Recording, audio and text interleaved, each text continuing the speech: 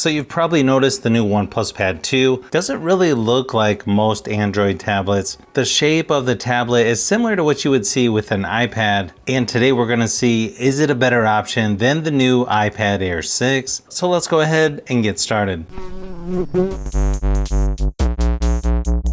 Normal price for these two tablets are actually pretty close. The OnePlus Pad 2 starts at $549 versus $599 for the iPad. Just keep in mind, OnePlus usually has better sales going on, and they like to throw in a folio case or give discounts on accessories as well. You've got 4 color options for the iPad Air versus only 1 option for the OnePlus Pad. The iPad Air 2 starts with 128 gigabytes of storage, but you can go up to 1 terabyte of storage as well. The OnePlus Pad 2 has one storage option of 256 gigabytes. As you can see, the displays on these two tablets are somewhat similar in size and shape. You've got an 11-inch with 1640 by 2360 resolution for the iPad Air versus a larger 12.1-inch for the OnePlus Pad 2 with 2120 by 3000 resolution. Both tablets are IPS LCD displays, but the OnePlus Pad goes up to 144 Hz refresh rate versus 60 on the iPad Air. Just glancing at both tablets, the OnePlus Pad 2 looks like it would be thinner with its rounded edges versus a more boxy edge design for the iPad Air. They're actually very similar in thickness. It's just the OnePlus Pad 2 is going to stick up a little bit higher because of the really big camera bump on the back.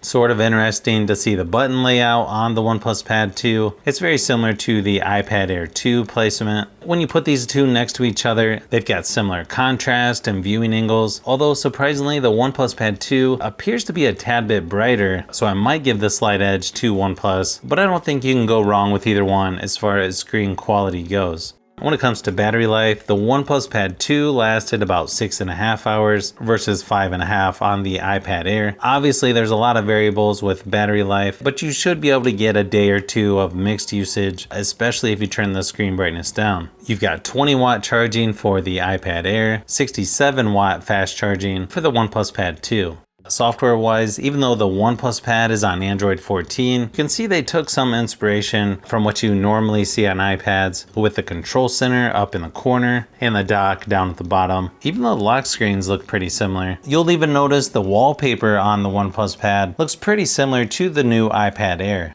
Nice thing is OnePlus added video out for the new OnePlus Pad 2, so you can now use an HDMI adapter to connect to a projector, TV, or external monitor, just like with the iPad Air 2. It's fairly easy to do multitasking on both tablets, but one advantage for the iPad Air is you have Stage Manager, which makes it a little easier to be more productive on your tablet. One advantage you get with the iPad Air is you have a fingerprint scanner or a Touch ID, where OnePlus doesn't include any fingerprint scanner for some reason. The new OnePlus Stylo 2 works pretty similar to the Apple Pencil Pro. It's similar in size and shape, even uses the same type of tip. They also added the double tap feature to switch between tools, which is pretty similar to the new Apple Pencil Pro. I think OnePlus did a nice job overall with their new Stylo 2, and while I do think the Apple Pencil Pro is a tad bit better at most things, I don't think you can go wrong with either one when it comes to taking notes, drawing, or moving around the software. Now, ultimately, it may come down to personal preference on which one has the better software, but I like things about both, and I don't think you can go wrong with either one. As far as software updates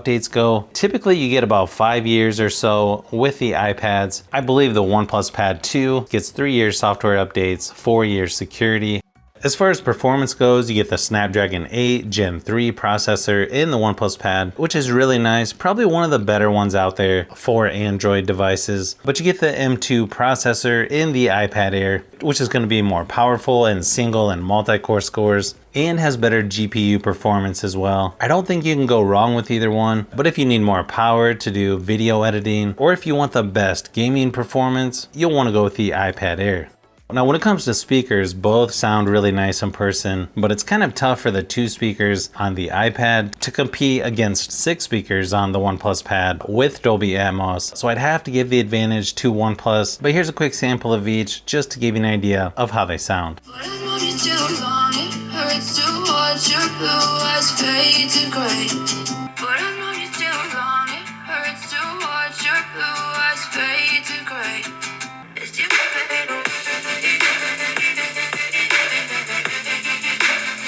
as you fade away,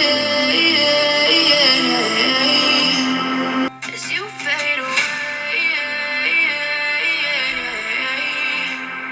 as you fade away, as you fade away.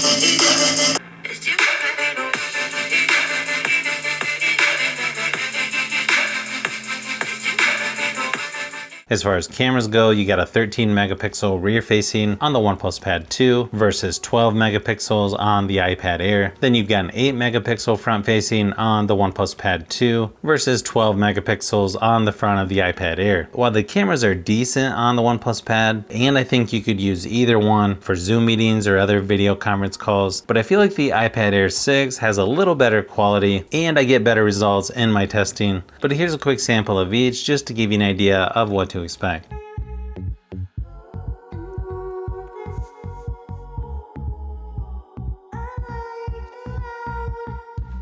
As you can see, there's more similar things between these two than you would think when comparing an Android tablet and an iPad, but obviously there's lots of variables on which one is right for you. It may depend on what types of stuff you'll be doing or which apps you need to use. Overall, I think OnePlus has done a nice job with the OnePlus Pad 2, and it should be a good option for someone wanting iPad-like features on an Android tablet.